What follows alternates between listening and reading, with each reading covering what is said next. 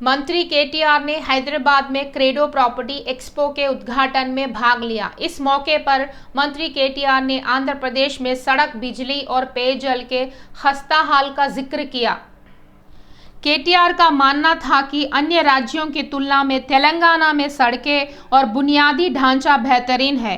उन्होंने कहा कि पड़ोसी राज्य में न बिजली है न पानी है, सभी सड़कें तबाह हो गई है, वह स्थिति और भी खराब है।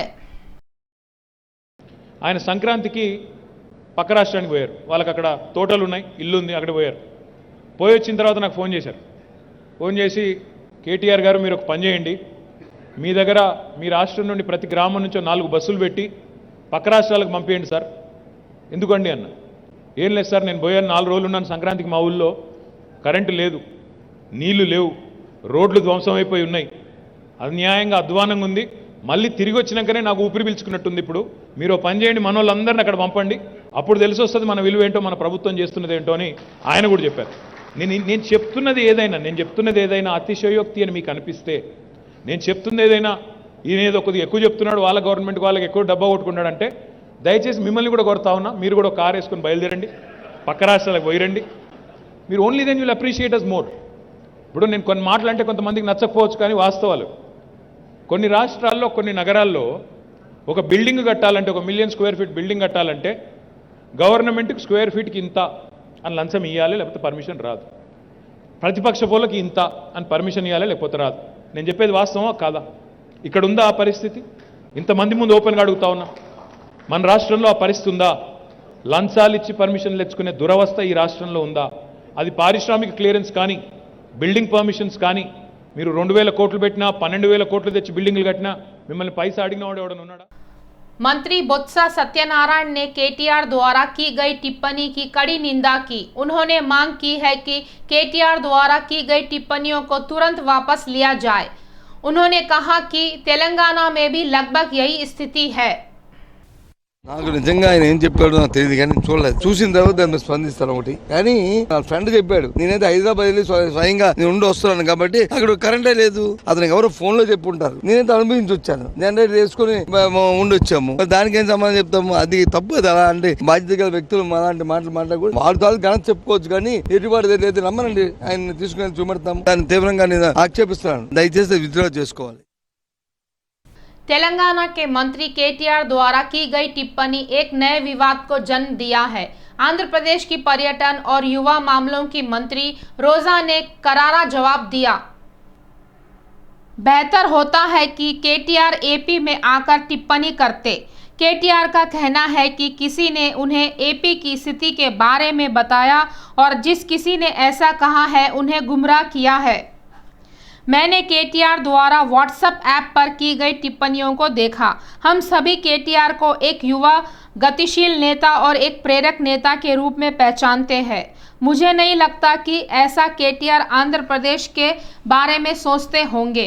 उनकी टिप्पणियों में एपी शब्द का कहीं भी इस्तेमाल नहीं किया गया है। तेलंगाना के कई और भी पड़ोसी राज्य है। ఇన్స్పిరేషన్గా తీసుకొని ఈరోజు పక్క రాష్ట్రాల్లో కూడా ఆయన తీసుకొచ్చిన సంక్షేమ పథకాలని, ఆయన తీసుకొచ్చిన అనేక విప్లవాత్మకమైన మార్పుల్ని వాళ్ళ రాష్ట్రంలో ఎలా ఇంప్లిమెంట్ చేస్తున్నారో నేను దగ్గరుండి ఎక్స్ప్లెయిన్ చేసి చూపిస్తాను. కేటీఆర్ గారు ఆయనకు చెప్పిన ఫ్రెండ్ ఎవరైతే ఉన్నారో ఆ ఫ్రెండ్ కనుక వస్తే మా స్టేట్లో నాడు నేడు కింద స్కూల్స్ ఎలా రెన్యువేట్ చేశారో చూపిస్తాను, హాస్పిటల్స్ ఎలా రెన్యువేట్ చేశారో అని చూపిస్తాను. అలాగే ఈ హెవీ రైన్స్ కానీ ఫ్లడ్స్లో రోడ్స్ డ్యామేజ్ అయిన తర్వాత ఈరోజు కోవిడ్ అయిపోయాక 9,000 కిలోమీటర్లు ఇంటర్నల్ రోడ్స్ ఏ విధంగా వేస్తున్నారో చూపిస్తాను. నేషనల్ హైవేస్ కేంద్రంతో కలిసి ఎలా వేయించారో కూడా చూపిస్తాం. అండ్ ఈరోజు ముఖ్యంగా పక్క రాష్ట్రమైన తమిళనాడు ఈరోజు వాళ్ళ ఆదర్శంగా తీసుకుని అసెంబ్లీలో అనౌన్స్ చేసిన సచివాలయాలను చూపిస్తాను. వాలంటరీ వ్యవస్థ ద్వారా ఏ విధంగా అవినీతికి తావు లేకుండా సంక్షేమ పథకాలు ప్రజలకి నేరుగా అందించే పద్ధతిని ఖచ్చితంగా నేను కేటీఆర్ గారికి చూపిస్తాను. ఆయన కూడా ఇన్స్పైర్ అయ్యి मंत्री हरीश राव ने घोषणा की है कि तेलंगाना में रिक्त पदों पर नियुक्तियां की जाएंगी। उन्होंने खुलासा किया है कि इस दिशा में जल्द ही जॉब कैलेंडर की घोषणा की जाएगी। उन्होंने खुलासा किया है कि राज्य सरकार ने नौकरियों की भर्ती के लिए अधिसूचना जारी की है और भी सभी रिक्त पदों को भरा जाएगा। इस मौके पर हरीश राव ने केंद्र की बीजेपी सरकार पर जमकर निशाना साधा। आंध्र प्रदेश की पर्यटन और युवा मामलों की मंत्री रोजा ने हैदराबाद का दौरा किया। इस मौके पर उनका परिवार टॉलीवुड मेगा स्टार चिरंजीवी से मुलाकात की। चिरंजीवी, उनकी पत्नी सुरेखा ने रोजा और उनके पति सेल्वामणि और बच्चों को सौहार्दपूर्वक आमंत्रित किया। आचार्य ने रोजा को बधाई दी। चिरंजीवी ने भी रोजा को बधाई दी। इस अवसर पर रोजा का सम्मान किया गया। मंचिरियाल जिले के रहने वाले कीर्तना ने मांग की है कि सरकार ने राज्य भर में सरकारी जमीनों को जब्त कर उच्च न्यायालय और सर्वोच्च न्यायालय के आदेश अनुसार गरीबों में वितरित करने के लिए कानूनी कार्रवाई की मांग की है। उस्मानिया विश्वविद्यालय हैदराबाद में पीडीएसयू के राज्य अध्यक्ष एस नागेश्वर राव ने छात्रों का समर्थन मांगा।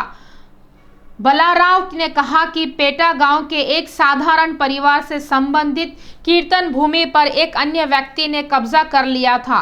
उन्होंने चेतावनी दी कि इस मामलों को लेकर राज्यव्यापी छात्र आंदोलन छेड़ा जाएगा।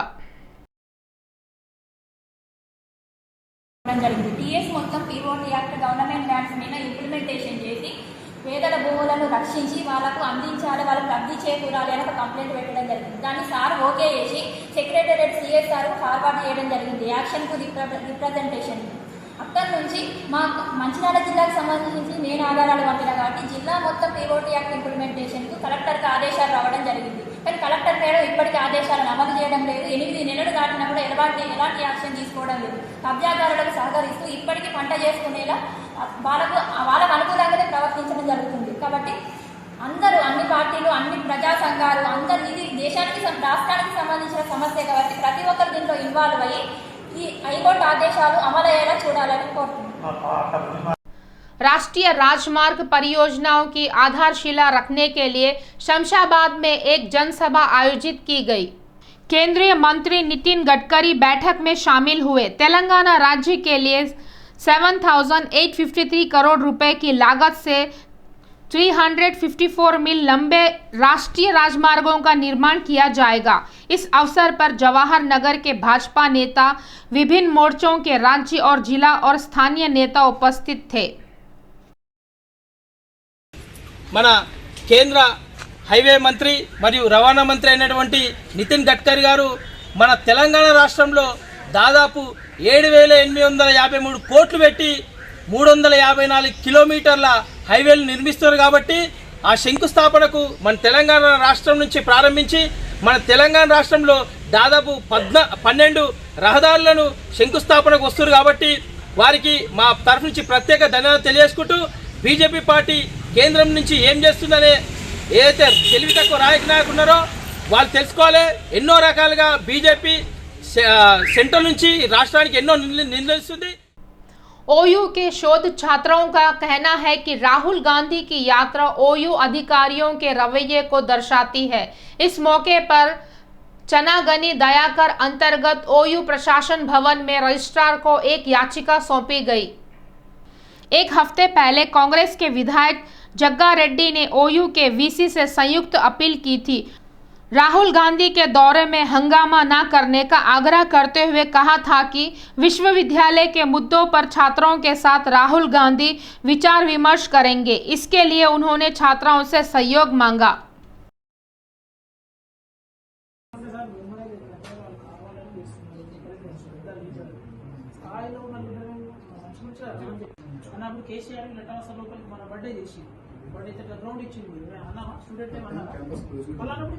हैदराबाद जामबाग मंडल के कॉलोनियों में स्थानीय लोगों की समस्या है।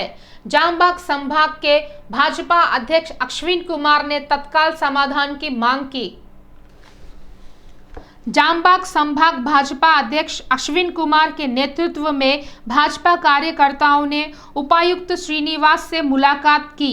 कॉलोनियों में स्थानीय लोगों की समस्याओं को लेकर ज्ञापन दिया गया। संबंधित अधिकारियों को तत्काल आदेश जारी करने को कहा गया। अश्विन ने चेतावनी दी कि अगर मुद्दों को हल करने में लापरवाही की गई तो GHMC गोशामहल सर्कल कार्यालय का घेराव किया जाएगा।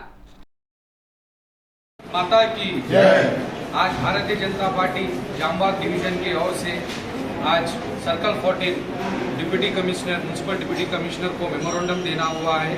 ये आने वाले बारिश के मौसम में जामबाग डिवीजन में जो पब्लिक द्वारा जो प्रॉब्लम्स फेस हो रहे हैं, जैसे नाला डिसेंटरीज का प्रॉब्लम, स्ट्रीट लाइट का प्रॉब्लम, रोड पैचवर्क का प्रॉब्लम और कहीं लो लाइन एरियाज जैसे तोपखाना है जहाँ पानी जमकर परेशानी होती है, उस एरियाज को जल्द से जल्द रेक्टिफाई कर डिटेक्ट कर जल्द से जल्द ये प्रॉब्लम्स को, ये इशूज़ को जल्द से जल्द क्लियर करने के लिए memorandum Bharatiya Janata party Jambagh division committee की ओर से circle 14 GHMC deputy municipal commissioner को देना हुआ है।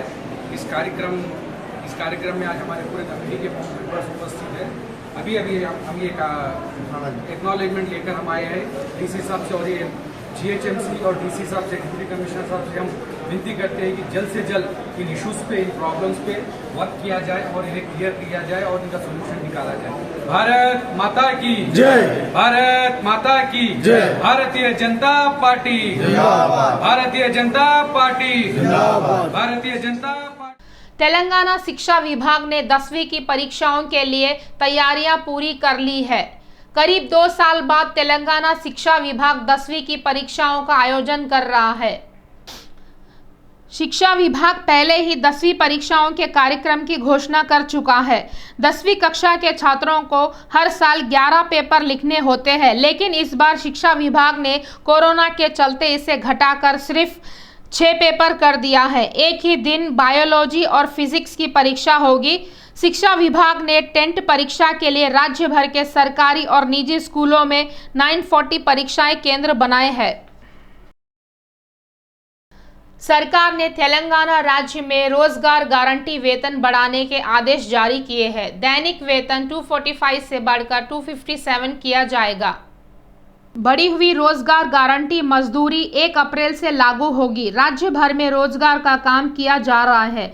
अधिकारी कई गांवों में चल रहे कार्यों की समीक्षा कर रहे हैं। मजदूरों की उपस्थिति व कार्य का ब्यौरा मांगा है। वे हर उस कर्मचारी को 100 दिन का काम देना चाहते हैं जिसके पास जॉब कार्ड है। अधिकारियों ने श्रमिकों को सुबह काम करने और धूप तेज होने के कारण सभी सुविधाएं मुहैया कराने की सलाह दी।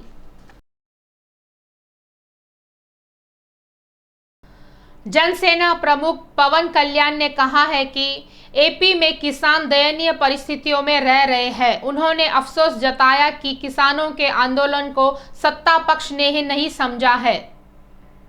जनसेना प्रमुख पवन का कहना है कि किसानों के आत्महत्या करने पर शासकों को परवाह नहीं है। इस संदर्भ में पवन कल्याण ने कहा कि श्रीकाकुलम से अनंतपुर तक किसानों और काश्तकारों ने भी आत्महत्या की है। उन्होंने कहा कि किसानों की दुर्दशा को दूर करने की जिम्मेदारी सरकार की है।